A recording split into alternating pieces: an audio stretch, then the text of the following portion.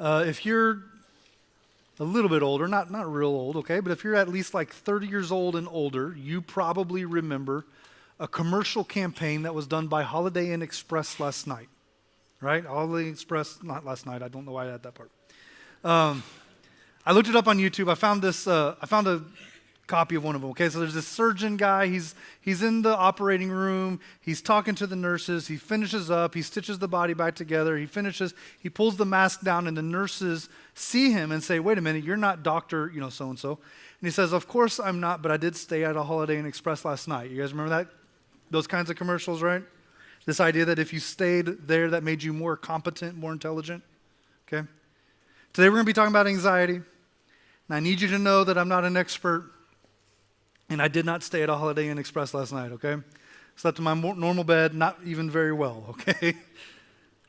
But there's some wisdom that I think that we can look at, that we can tap into from God's Word. And it's a wide range of issues that exist when we're talking about anxiety and worry. Lots of different ways that this can go. But again, I think that there's some real value for us as we dive into Scripture. And you may push back at the beginning of this. You may push back as if you think you don't have an issue with anxiety and worry. I don't think that's true. I think we all struggle with it in various forms and to various levels, especially after things like what happened yesterday within our country, right? And I think it's probably more prevalent and a bigger issue than we realize. Studies have shown that 20% of adults right now are struggling with what's called crippling anxiety, meaning that the anxiety that they're dealing with is actually interfering with their ability to live a normal, functional life. It's preventing health. And of that 20%, for every 3 people that struggle with this crippling anxiety, 2 of them are women, 1 is a man. And so within this room, we have approximately 60 adults who are struggling with this, 40 of them women, 20 of them men. So it's probably more prevalent than you realize. And if you look at our younger generation, ages to 6 to 17, 30% of them are dealing with this very same thing. And again, I think we all struggle with this. There's an aspect of this that's, biochemical, but it's emotional, it's relational, it's physical, it's spiritual, all of these things that are taking place in our lives. And we could, again, spend all day discussing the nuance. There's volumes of books written on this kind of stuff. What I want us to do today is to be able to address what we can. And I want to start by trying to define anxiety and worry for the sake of how we're going to use those words this morning. And it's really complicated to define these words because they tend to be synonyms, okay? They tend to be interchangeable. Even though there's some who will work to draw those defining lines and find that difference between them. And so you're going to find some definitions of anxiety that focus on the physical embodiment of worry. And they're going to say that worry tends to be more focused on the thoughts in your head, while anxiety is more visceral. It's something that we feel throughout our bodies. So one way of looking at it is that worry is, from the shoulders up. Anxiety happens from the shoulders down. And that's somewhat true, and we can go those places, but I think in some ways that's also too simplistic.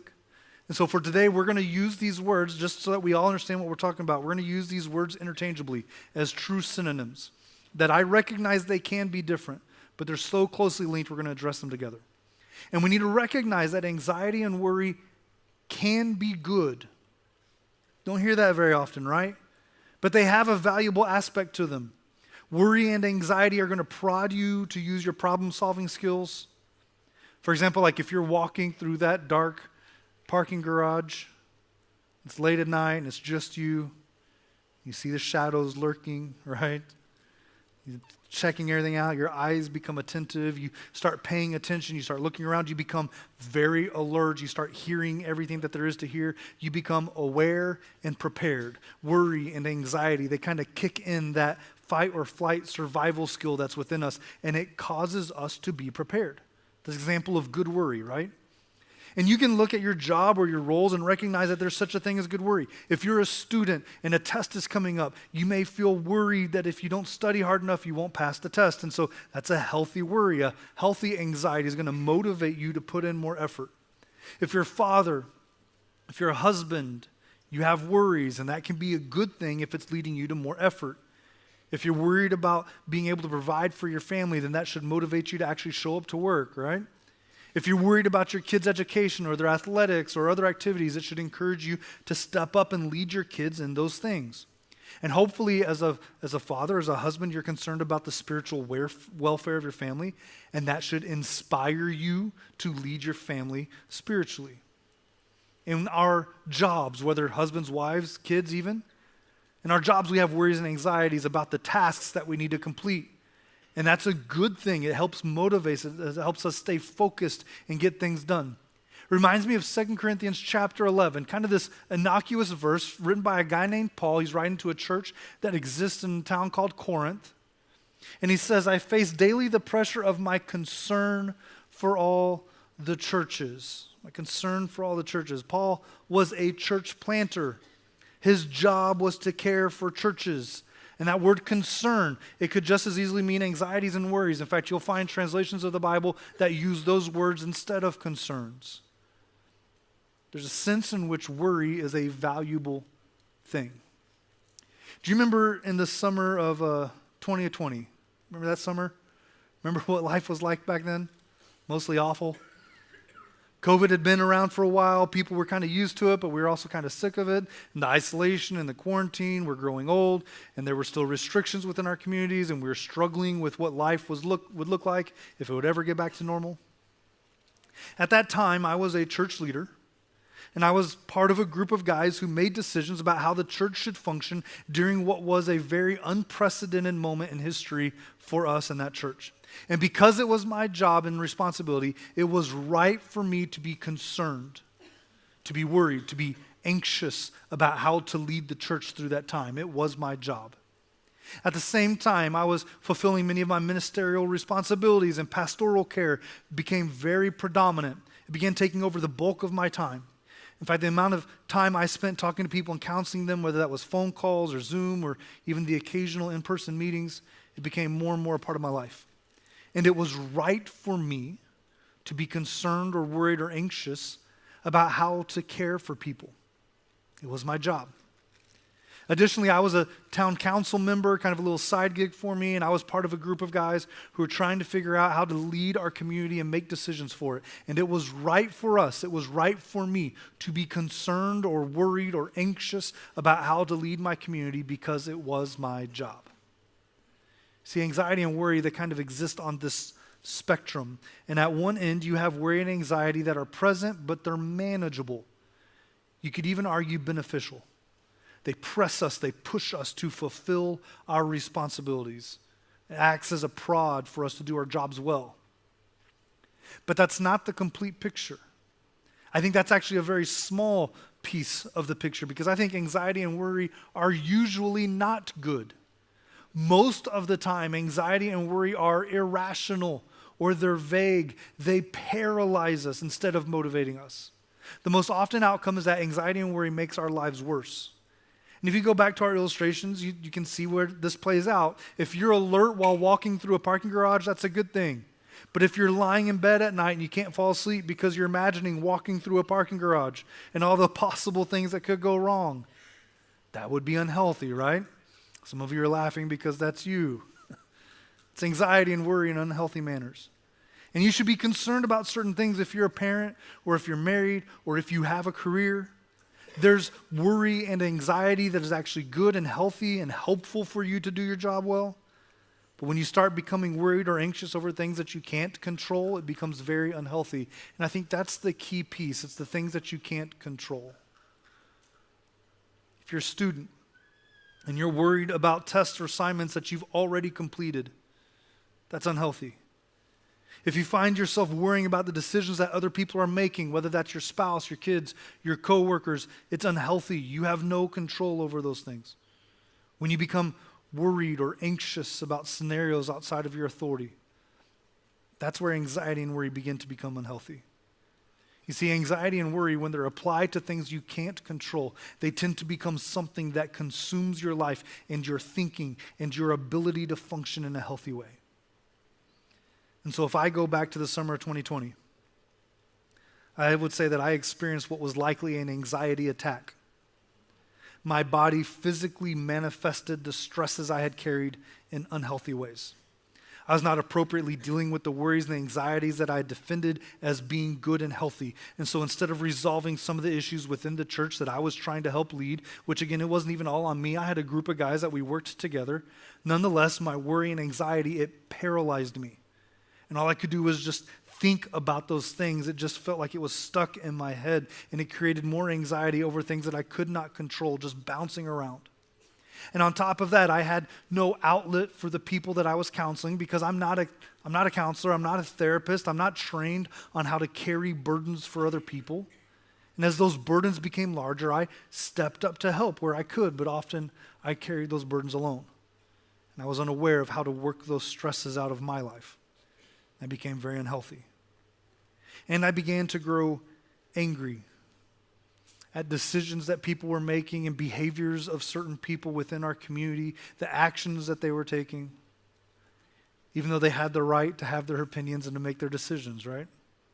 I couldn't control their decisions, but I chose to become fixated in my worry and my anxiety, things that I could not control. The things I could control, I stopped doing. I stopped eating. I struggled to sleep at night. I obsessed over things I couldn't control and stopped things I could. And on July 4th, I can tell you the specific date, on July 4th, a very simple comment was made to me and I exploded.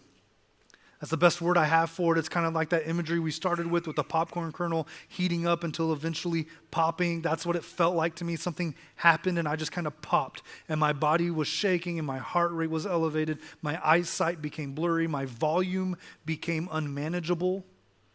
It was an out-of-body experience that felt like an absolute nightmare. When we talk about worry and anxiety, we need to recognize that there's a spectrum to these feelings and practical ways that they play out in our lives. There's a small window of value and usefulness, but most moments of worry and anxiety are unhealthy. Some of us struggle with this to such an unhealthy extent that we may even need professional help. So today I want to help you see a clear strategy from Scripture to fight against worry and anxiety. That's my goal. And this isn't a one-size-fits-all solution. Some parts are going to be effective for you. Other parts may not be as useful. Again, I want to emphasize that you may even need specialized help. And church, I really need you to hear me very clearly on what I'm about to say. The Bible is the most important book in history. I believe that 100%. However, the Bible is not all-inclusive. Let me show you. The Bible teaches us about money, but it doesn't teach us everything about money. It doesn't cover the U.S. tax code, and it doesn't cover stock market strategies. It doesn't tell you how to open a bank account. There's other resources, and there's people who can help you with those processes. Similarly, the Bible teaches us about worry and anxiety, but it is not a medical journal.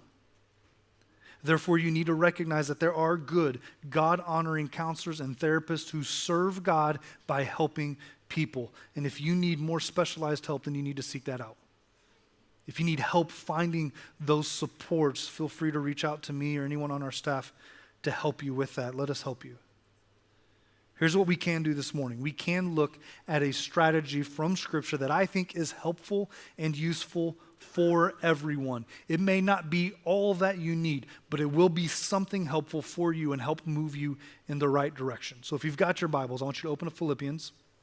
Maybe do it on your app, wherever you look. I want you to turn to the book of Philippians. And this book was written by a guy named Paul. It's the same Paul that we mentioned earlier, who wrote the book of 2 Corinthians. Paul tells the church, if you remember, that he has concerns, he has anxieties, he has worries over the churches that he had helped start. And you can read a lot about Paul's history. If you go to the book of Acts in your New Testament, the second half of that book really follows him around in his missionary journeys and all these different places where he started these different churches. And most of the New Testament consists of the letters he wrote to those places where he'd started those churches. And again, you find stuff like these vulnerable moments where he expresses his concerns and anxieties for these churches. That same Paul writes the book of Philippians. It's a letter that he sends to the church in Philippi, a church that he started. That same Paul writes this book while he's in prison. The last few years of Paul's life were spent in various forms of arrest and imprisonment. And so when Paul writes Philippians, he's most likely in Rome. He's probably under house arrest in Rome, which that sounds way nicer than prison, except that means no one's providing your needs every day. And so he has to find friends or family who are going to come and take care of his needs every day. Paul knew, on top of all of this, that death was approaching. He could see kind of how this was going to play out. He knew he was eventually going to be executed, and he knew that the time was getting very close. If you were Paul, if you were in that position, do you think that you might use the word worried? Do you think that you might have anxiety? Would you call it concerns, right? Paul, in that very situation writes some very significant things in my mind. For instance, in Philippians 1, he says, "For to me, to live is Christ and to die is gain." He's basically saying that if he's alive, he lives for Jesus. But if he dies, that's cool too, because then he gets to be with Jesus. And it's a powerful idea. It's a popular saying. You might even see somebody get a tattoo of something like this, okay? Very popular verse from the Bible. But when you read it in its proper context, when you recognize that this is written by a man who's facing death, not as some sort of hypothetical situation, but as a very real and imminent likelihood, kind of makes it carry some extra weight, doesn't it? The same Paul, later in chapter 4, writing to the same church in Philippi, tells them, do not be anxious about anything. Do you think he means that? Do you think that's serious? Do you think he's genuine about that? The same guy who's anxious about the churches that he helped start, the same guy who's on the verge of being executed, do you think he means those words? And we read this sometimes as if this is like, a strong command, like as if he's almost a parent coming down on his child, like yelling at them, like stop being anxious, which usually makes people more anxious. I think it's more of instruction. Because there's this thing about us, whenever we're in anxiety, we tend to remain in anxiety. And he's saying, you're going to experience this stuff's going to happen in your life, but it's not the place to stay.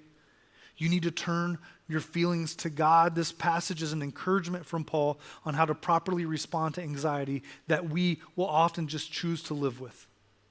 So he says, do not be anxious about anything, but in everything. I like those words. Don't be anxious about anything. Anything covers everything, right? They're synonyms. Instead of being anxious in any situation, Paul is saying that in every situation where anxiety exists, by prayer and petition, that prayer and petition are appropriate. In every situation where anxiety and worry exist, you have the right to prayer and petition. That all things are worthy of praying and petitioning God. Anxiety and worry are unwelcome places for you to stay. Prayer is a wonderful place for you to stay. Taking things to God should be your preferred process and your way of life. Paul adds that you do this with thanksgiving. That's a huge idea. I think that's often the missing piece. Do you ever pray about the things you're worried about and then you finish praying and you feel like you're just as worried as before, like it didn't work? Like maybe you prayed wrong and you need to do it again until this worry goes away? There's an acronym that some people use for their prayer life. They'll call it ACTS, A-C-T-S, and it stands for adoration, confession, thanks, and supplication. That thanks piece is so significant for those of you who struggle with worry and anxiety. Gratitude and thankfulness are essential parts of this process because they change our perspective. They force us to see what brings joy instead of what brings worry. It shifts our focus from our problems to God. It shifts our focus from our problems to God and His blessings. It moves us from seeing the burdens of this world to the blessings of God. Paul reveals that one of the biggest weapons we have to fight against worry and anxiety is an intentional pursuit of gratitude. He goes on in verse 7. He says, "And the peace of God, which transcends all understanding, will guard your hearts and your minds in Christ Jesus." I want you to follow this pattern with me that he's walked through, okay? Instead of worrying and living in anxiousness, pray. And you don't just pray about the big stuff, the stuff that you think is big enough that God would actually be concerned about that. No, you pray about everything. You ask God to do something about it, and this is significant to me. You take your concerns to God because worry and anxiety, when they're healthy, exist over things that we can control. But when they become unhealthy, they're over things that we can't control.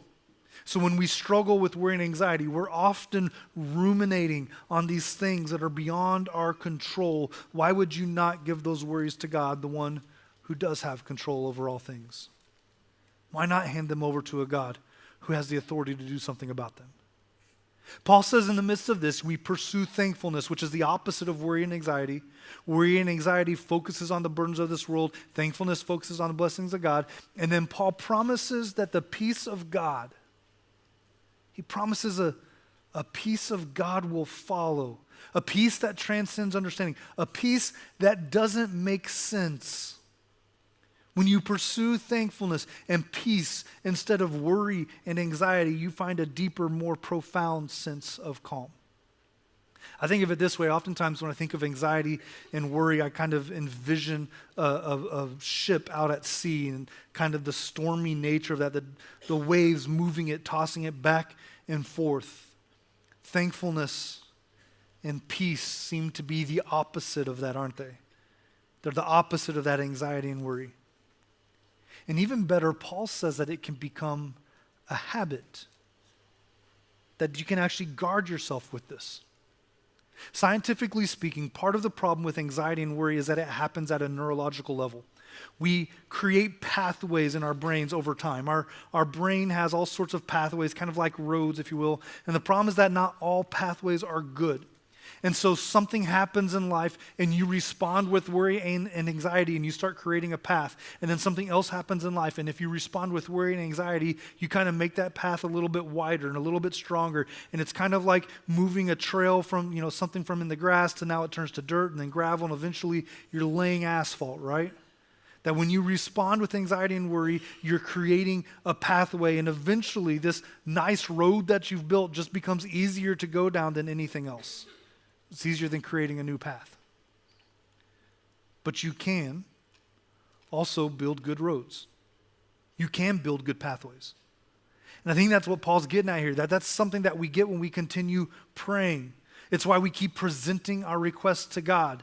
That we're actually doing some neurological work, that we're creating a new and better pathway in our mind. It's building new roads. And when you do that, when you begin the work of creating these new pathways in your mind, you're protecting your future self from worries. It's going to guard your heart and mind the next time something comes up that's going to create worry or anxiety within us.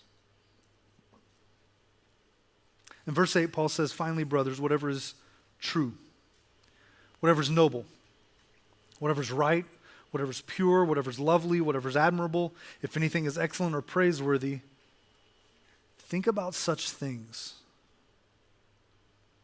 If you think that you have no control and that there isn't anything you can do about the worry or anxiety in your life, you need to know that that's a lie straight from Satan. Now, there may be burdens within you. There may be a struggle with this specific issue within you that requires more help beyond what we're talking about very simplistically here in this moment. That's possible. But to think that you have no part to play in it, to think that you have no control, no ability to help change the course of what's happening in your life is false. It's not true. There is something you can do. You can think about such things. You can change your perspective. Just like gratitude is going to change your perspective, intentional meditation on what is good is going to take your focus away from what is dragging you down. In the midst of everything that happened to me in the summer of 2020, one of the most significant changes I made was about white noise background music that I've had playing on my computer all day long in my office. I don't like silence. I like there to be a little bit of noise. And I use Pandora. I created a station on there. It's my favorite station. It's still my favorite station. It's 90s alternative rock. Nobody. Like, man, you're not my people. All right. Here's the problem with it. It's great music, but all it is young men screaming in anger and frustration all day. Right? And it's just kind of in the back of my head. My subconscious is just taking all that stuff in. And I wasn't singing along to it necessarily, right? I was surprised how at the end of the day I would have these songs in my head that I'd listened to earlier in the day. And so I made a change in my office If you visit me in my office now, you'll see something that is still in effect. I have a different music in my life because I don't need extra angst in my life. I have enough. So now I have this worship music on. And it's not because it's necessarily my favorite type of music. It's not because I love those songs the most, although I enjoy worship music. I enjoy most of the music. But that's not why I'm listening to it. I want the messages that my subconscious hears to be messages that are good for my health. I want to think about such things. A few verses later, Paul says, I've learned the secret to being content in any and every situation. It's a mind-blowing statement because this is a man who's writing from prison, a man who is about to die, but he knows the peace of God. Contentment is another one of those opposite words. It's freedom from the torture of worry and anxiety, and it comes from the peace of God. So what can you do? I want to share with you real briefly, real quickly, some very practical things that I've learned about anxiety and worry through my study, and some things that I've even learned about myself in this process. I'm going to tell you, I've got a list of 8. The first 3 are probably the most important for our conversation today because we're Jesus followers. This is how we respond to the troubles that we face in this world. And the other 5 have a spiritual component to them, but they are also much more of just kind of the practical value, directive stuff. I think they'll all be helpful for most of us. Start with this. Number 1, believe. The first thing I recognize in this process is that you've got to start with belief. You've got to believe that God cares. You've got to believe that God can do what you can't do. You've got to change your focus from the burdens of this world to the blessings of your God, who he is and what he's capable of. You have to believe. And second thing you need to do is pray. It was Paul's first action against anxiety. I think he assumed believe the first. Prayer resets your perspective. It stops you from looking at yourself and it moves you toward looking at God. It's a really cool study I heard about this week. There was a group of volunteers who were quizzed about their faith and their anxiety, and then they were given the task of writing about a historical figure, and half of them were given Shakespeare and the other half were given Jesus. And then afterwards, they were quizzed again about their anxiety, and they found that the people who'd written about Jesus expressed less anxiety than those who had not. That very literally, fixing your eyes on Jesus is going to lessen your anxiety, your worry, and your stress. That you would, if you could spend some time every day talking to and thinking about Jesus Christ, and you're going to experience less worry and less anxiety. The third thing here is Christian community. Christian community. You need to surround yourself with other people who are in the same relationship with Jesus. And listen, you need them to build you up because anxiety will drive you towards isolation. It's going to drive you towards withdrawal. You need community to give you support while also reminding you of those beliefs, the first thing we talked about. Number 4, you need to care about your body. Exercise and taking care of your body is known to reduce anxiety. Number 5, you need to volunteer somewhere. Anxiety causes you to look inward, but when we fight that temptation by looking out at others, it takes the attention off of our worries and puts it on how we can care for the need of others. It's a proven strategy for lowering stress and anxiety. Number 6, you need to keep a journal. One of the most significant things I did in the summer of 2020 was I started journaling, and I don't do it all the time, but there are seasons when I find myself more stressed, and journaling helps me. It's very cathartic. There's no right or wrong way to do it. I write in my journal from time to time as if I'm making a Facebook post. I'm saying everything I wish I could say without the consequences of me saying it, right? And I put it out. But I do it in a Word document where it's safe, where I can edit it and move it and make it to my thoughts become clear. And if you add gratitude to the journaling, it just goes to a different level. If you add gratitude to your journaling, it's going to change your perspective. Just as we talked about earlier with thankfulness, it'll make you stop seeing your struggle and start seeing your blessings. Number 7, create an action plan. This goes back to those neurological pathways that we were talking about. You need to anticipate how you typically feel whenever anxiety strikes and then what you typically do. And if you're going to create new pathways, then you have to have a strategy to do so. So come up with a plan for when you are going to experience those things because it's going to happen in life. And so for you, maybe that looks like asking someone to pray for you. Maybe it looks like calling a friend. Maybe it looks like listening to a sermon or going for a walk. Maybe it's writing in a gratitude journal. And number 8, seek professional help. For some of you, and I know I've said it several times already, but it's so very important to hear, because I still feel like sometimes you don't get to hear it. It's okay to get more help. And it's not just okay, it's actually preferred and encouraged. It's okay to go to professionals who can speak to you on a much deeper level than the simplicity of a couple Bible verses. Now I want to finish with this. It's in John chapter 16. Jesus makes a profound statement. He says, I've told you these things so that in me you may have peace. In this world you will have trouble. That's such a huge statement. In this world you will have trouble. And trouble causes anxiety and worry, doesn't it? But take heart, I have overcome the world. Paul says that you can have peace when you take those concerns to the right source. Jesus here says that when you bring those things to him, you can have peace. If worry and anxiety are a major part of your life, I want to challenge you to shift your focus to the one who has overcome the world. Turn to Jesus, the one who gives life, the one who gives peace. Turn to Jesus, the one who tells us to take heart because he has overcome the world. My hope is that maybe there's somebody in the room who wants to make that decision today. We have a baptism scheduled here in just a moment, and we'd love to make that more if that's where you're at. If it's time for you to have a conversation about what it means to begin following Jesus, we would love to have that conversation. I'll be right up front. We've got an elder in a prayer room. We can meet with you afterwards as well. But don't walk out of here carrying the same burdens you carried when you walked in. Let's move forward. Why don't you stand? Let's sing.